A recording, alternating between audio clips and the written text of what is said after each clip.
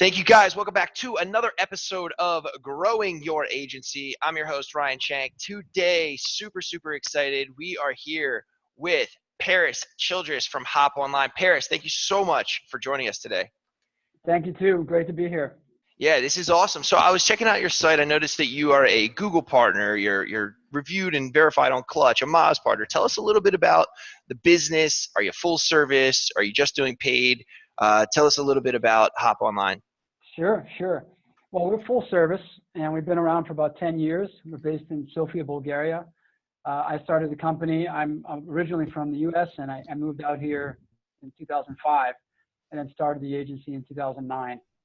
And we started mostly as a PPC-focused agency, and then a few years later, it shifted much more into SEO, and then later things more or less balanced out. So now we really have 4 major service pillars, and those are SEO, content marketing, PPC, and social, which is mostly Facebook. Do people come to you for one pillar, or do people come to you because they say, hey, this is my business, these are my goals, what do you recommend? A lot of times they come with a need for one of the services, and typically it's SEO. And what we find is after we talk to them, they don't necessarily need what they think they need, or they might need that plus a few other things. Sure. And we try as much as possible to show them the bigger picture and to get them to think holistically about how a multi-channel strategy usually has the best overall outcome. Yep. So usually we get clients in the door with something like an SEO audit or maybe a PPC audit, and then we're actively looking to cross-sell and to upsell them over time into the other areas. So how do you get them? So let's talk about that for a while. And actually, kind of want to take a step back. So you moved to Bulgaria 05, 09, you started the agency. What did you do first? I know a lot of people listening, watching, they want to kind of break out and, maybe start their own agency. How do you get that first client? You have no, company reputation, potentially no brand reputation, maybe a personal reputation or contacts. Like, how do you get that first client when you have no case studies, nothing really to show? Yeah. I think in my case, and I think this is typical for a lot of people that eventually start an agency, the first client comes before you even start the agency. And then you find yourself in a situation that person refers you to another person, and maybe the third person comes in, and suddenly you realize, oh, I have 2 or 3 clients that need my service, or they want my expertise, and I don't even have a way to send them an invoice, or maybe I should formalize this thing.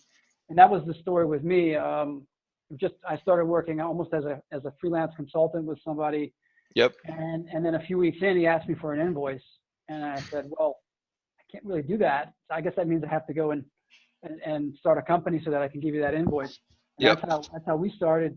And I think this accidental agency founding is how it works with a lot of people, because they're really good at something, and people naturally gravitate towards them and want to work with them. And then at some point it clicks and they realize I can make a business out of this, and then they take the next step. That's interesting. It's almost like the accidental entrepreneur. It's like you have a skill. People are just, by nature wanting to like purchase, or hire that skill for them as a consultant. And then you're like, oh, this can be something bigger.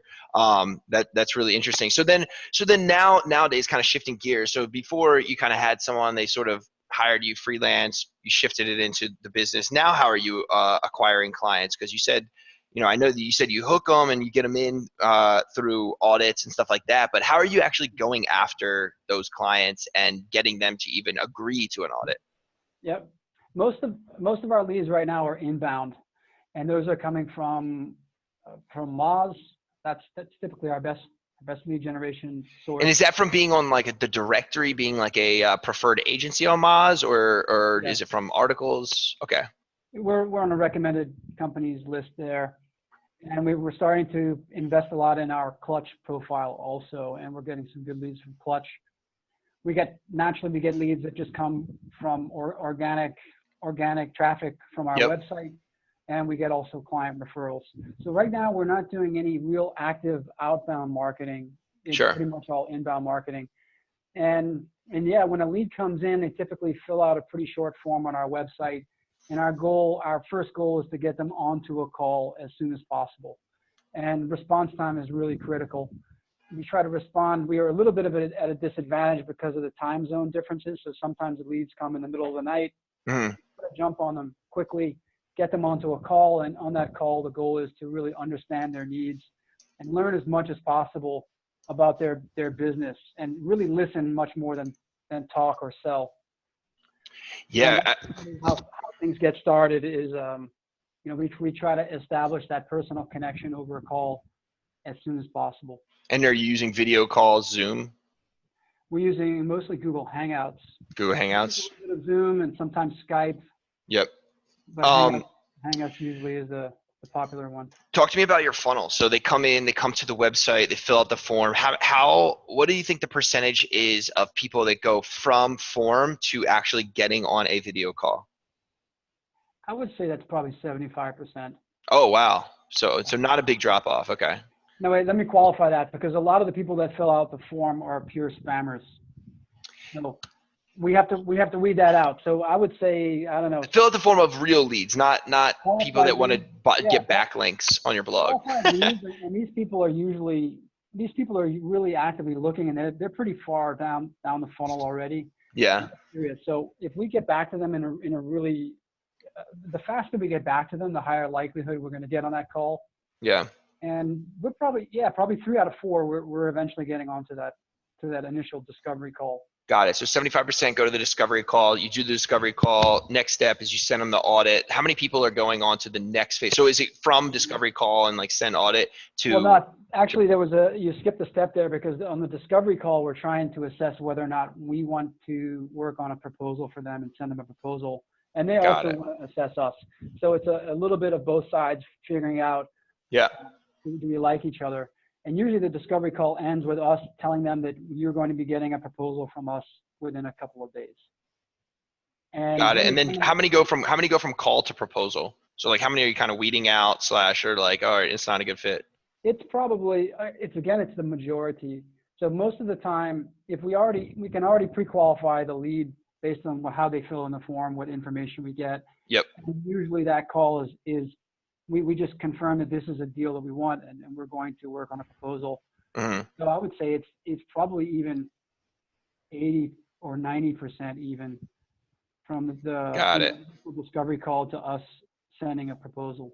And then of the proposals you send, how many do you think are signing the proposal and coming on board for some type of services? Yeah, that's the key question. After the proposal is sent, sometimes they go silent. Sometimes there's a negotiation period. Sometimes they say no thanks, or sometimes they'll say yes. Of course. And so that's where the biggest drop off occurs usually. So we're probably closing, I would say roughly 20% of our. Got it. Yeah. Got it. Cool. So if you had 100 leads come through, 75% or 70 of them are going to jump on a call. Of those, 60 you're going to go to proposal, and then you're going to close 12 into clients. But yeah, obviously the biggest drop off going from proposal to client. One of the things that I was talking to someone else, and they were talking about how they're so big into case studies in the proposal. Like, talk to me about what your proposal looks like. Just kind of curious. Do you have a template you use maybe in Google Docs, or using proposal software? Yeah, talk to me about that. It's all template driven. It has to be, for us to scale every aspect of the agency. We're always trying to create systems that can scale. And that's also true very much with the sales process. So we use templates that are, typically there are two components of a proposal.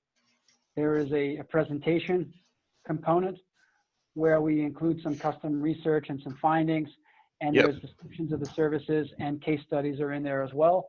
And then there is a Google Doc, which is more straightforward pricing, really a pricing table for the services. Scope, the particular scope that we're recommending. And we send them both together. And usually the goal is on that next call, we do try to get them to commit to doing a second call where we can present the proposal. That's really important for us, to be able to present it rather than just send it and have them read it. So the goal is to get them to actually walk them through the presentation on that second call, and then they have the pricing, and usually the close rate is a lot higher when we have that opportunity. Got it. I always think that's so interesting. It's so funny how similar like just sales cycles, sales funnels are between, you know, industries, products, just walks of life, you know, even, you know, no matter what, right? I think like sales funnels are very similar. Even, you know, even with us, we're a product SaaS driven business. You're more service driven business, right? But it's still kind of the same things that we're doing in order to go from like top of funnel, moving people along, and then getting them to ultimately close into a client. So let's talk about that. Once they are a client, you know, what is the first thing? You know, obviously you have a bunch of different, you know, types of services that you do, and you're going to recommend throughout the process, hey, I think you should maybe do some content, maybe supplement it early with some PPC. Like, what is, you know, how do you onboard them? How do you manage your clients? Are you using, you know, Basecamp, any Trello project management software? Like, talk to me about like, I guess the day-to-day management of these clients. Yeah, I'll just continue on with the life cycle. So when we sign a client, that's when the real work starts. And the onboarding process, I want to really emphasize to the other agency listeners out there that the onboarding process is so important, because that's that's really the first impression that client gets of your agency. And it's very tempting to really just celebrate after you close the deal and then just pass it off to a project team. And if the project team hasn't been properly briefed on the deal and they don't really understand what you've been talking about or what the salesperson has sold, that first month, that experience can be quite bad for the client. And that's the first impression. We call this the honeymoon period. And the onboarding process has to be there to make that honeymoon period as successful as possible for that new client. So we're typically looking to, as quickly as possible, exceed expectations of that client with whatever service we have engaged them with. We don't try to upsell too soon. We want to first really deliver and over-deliver on what they signed up for, even if that's just an SEO audit or maybe analytics audit. We want them to get that within that first 30 days and just say, wow, this is more than I even expected. And very naturally, things will progress from there. We'll typically get them onto a retainer agreement, and then be in a position to upsell at some point in the future. So talk to me about pricing. So you mentioned retainer. Curious, is it retainer, you know, based on just services? Is it based on percentage? Is it based on ad spend, like tier, percentage of ad spend, a blend? You know, I hear this all the. Do you ever do pay per lead? Like, talk to me, I guess, about your pricing and also like your pricing philosophy. Okay, let's start with pricing philosophy. I think that's the best place. I think the right philosophy is to price based on value, and the more that you can quantify and measure the value, the better position you're going to be in as an agency owner or as an agency person. To price according to value. If I can show that we can increase someone's sales 2 times or 3 times, or we can deliver return on investment or return on ad spend of 5x or 10x, I can much more easily justify much higher prices. So we go in thinking that we want to validate our pricing based on the value that we think we can bring, and then we have to justify that value. And then in terms of the actual pricing models, it does vary by the service.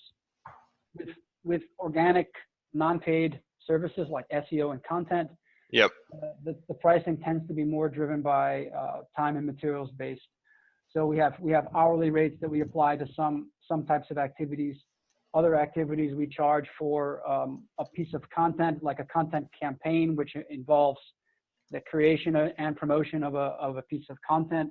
That could be anything from a blog post to a larger premium type of content, like infographic or something like that. So on the organic side, it's a little bit more customized, either around the time that we think it's going to take, or we bundle some of these activities into campaigns, and we price it by campaign. On the paid side, with PPC and social, it's percentage of ad spend. Okay. And is it just percentage of ad spend, or does it like tier up? There are typically tiers to that, and sometimes there's a bonus or a performance kicker if we exceed the goals that are set. And we do want to set specific goals. So yeah, usually it starts with the smallest budgets. It's usually 12 to 15%. And then as the budgets get larger, it goes down from there. The percentage goes down. Awesome. And then when you are managing ad spend for clients, like talk to me about, I guess, the reporting back to them. I'm always so curious. Maybe just because I think of myself as a client, and I know that like I don't really care about the intra, like, click-through rate and ad position. Like, are you reporting that to your clients, and do they care about it, or do they really care about like, what's my spend, how many leads or sales am I getting, what's my cost per lead, cost per sale? Yeah. Well, the higher up you go in the organization, the less people care about the micro conversions or vanity metrics. They really just want to see sales growth, lead growth, or clear return on investment. Mm-hmm. So we use Google Data Studio for all of our reporting, and I think that's the way to go, because these reports are. Did you build a template in it? I've heard a lot of people using Google Data Studio, and back in the day, not even the day, like a year ago, people were using all these like Ninja Cat and these like reporting whatever, garden, agency analytics, that sort of thing. Do you just find that it's just super customizable? It's a Google product, you can plug in stuff like. Yeah.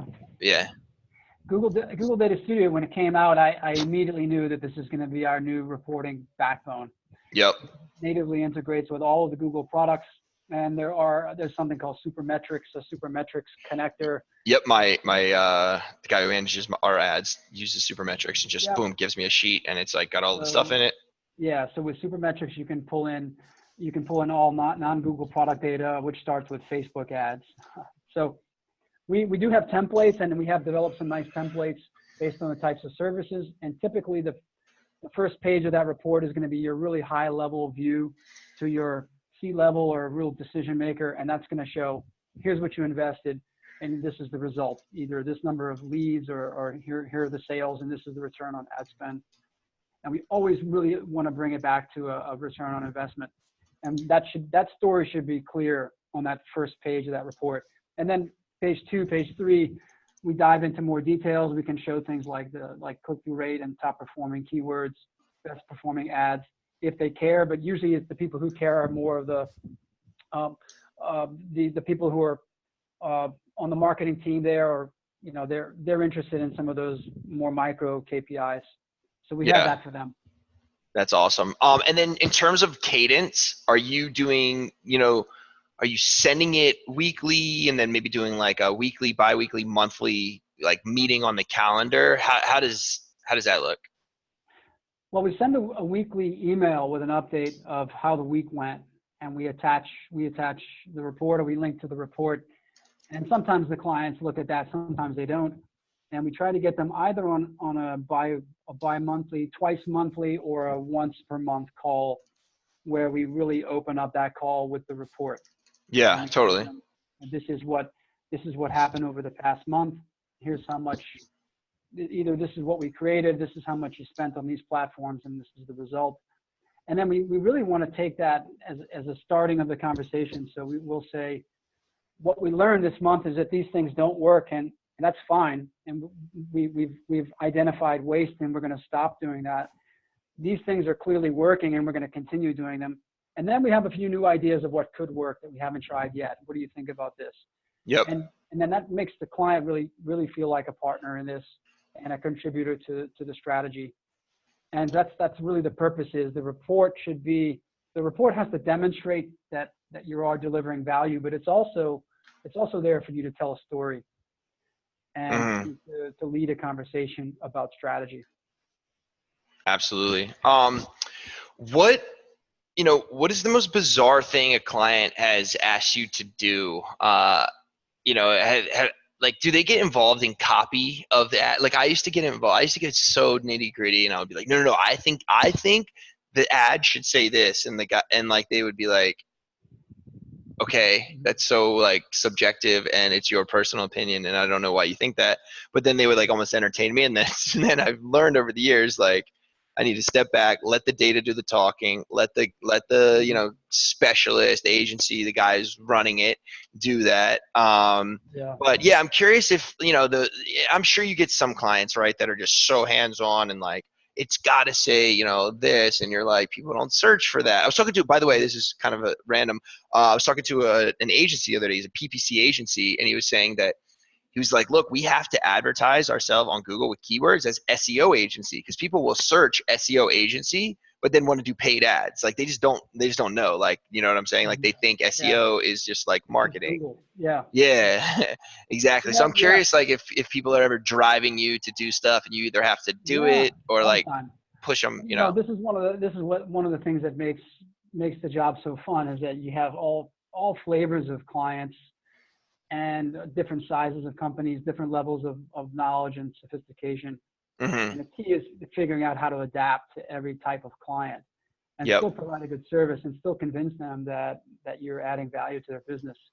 So we really believe strongly that the more educated a client is, the better that client's going to be and the longer they're going to stay with us.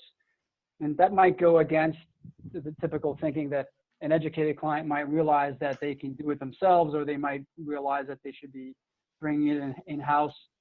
That's not really the case. I think the more educated the client is, the more they appreciate the services that we're bringing to them, and the more likely they are to stay with us for a longer period of time.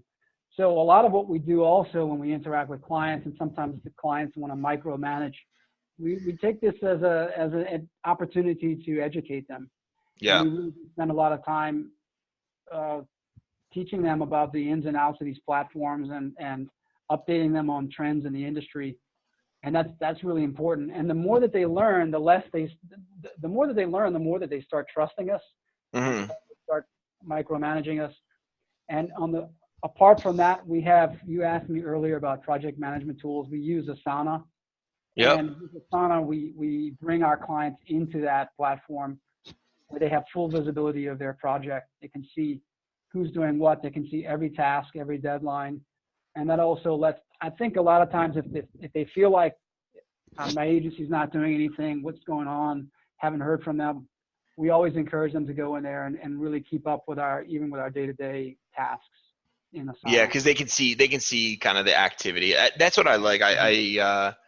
When I was working with an agency a few years ago, and it was just in Trello, but it's just, and I also thought though, I don't know, I'm always like skeptical, and I was like, I feel like they're just doing stuff just so I see, because you get like notifications, you know, I feel like they're just kind of moving things around. But that's just like the skeptic in me, but I'm sure they were doing great stuff. So okay, awesome. This has been probably the longest that we've done in a while. One of the things I want to wrap it up with that I always ask everyone, like, what is your morning routine? Great question. Well, as of the past year, the first thing I do, I get up early and go for a swim. Oh, you swim in a pool? Yeah, swim in the pool. There's a pool Nice. nearby. So I get in a good swim, Yeah. and that really helps me. It helps me wake up, clears my head, Yeah. really gets me prepped for the day. And then I come home, and by the time I come home, my wife and kid are starting to wake up, and we get breakfast going. And then from What's there, for breakfast typically? egg sandwiches. Egg sandwiches. What Yeah, kind of bread? over easy wheat bread. Wheat bread over easy. Cheese? Absolutely, cheese and Th- tomato. Sometimes a little bit of prosciutto ham. You go, whoa. Okay. I Wow. layer it up. So we got toast, prosciutto ham, nice slice of tomato, and then the fried egg over easy on top with cheese The sprinkles. egg on top, all the toppings on the bottom. That's the craziest thing I've ever heard of. It's easier that way. It's easier to eat that way, I think. If you put a slice of tomato on top, it's going to slide off. Yeah, I get kind of like squirt everywhere, like mush. I Yeah, don't know. yeah, That's yeah. I don't. I've never seen it that way ever in my entire life. I might have to do some research today Try just it. to see. Give it a try. Hey, I'm not opposed to. I'm open minded. You know, I'm a big podcast guy now. I'm open minded. I'm learning. Yep. There's a lot um, of ways to do an egg sandwich, so you got to try. You got to try everything. I used to be a really big egg sandwich guy. I'm from Maryland. They have this disgusting meat called scrapple that I used to like be really into. I don't know if you're familiar with it. Uh, So I would not recommend it nowadays, but it was really good back in the day. it All sounds like right, spam, actually. Is it? it's like spam, but just all the scraps in, you know, from like, I guess a farm. I don't know. All right, Paris Childress, thank you so much for joining us today. Where can everyone find you? You can find us at hop-online.com. That's our website. And you can find me on LinkedIn. So anybody listening, feel free to connect, and I look forward to meeting some of you. All right, awesome. Thank you so much, Paris Childress. Hop Online. Thanks for joining us and growing your agency. Thank you too, Ryan. It was a real pleasure. All right, take care. Yep, you too.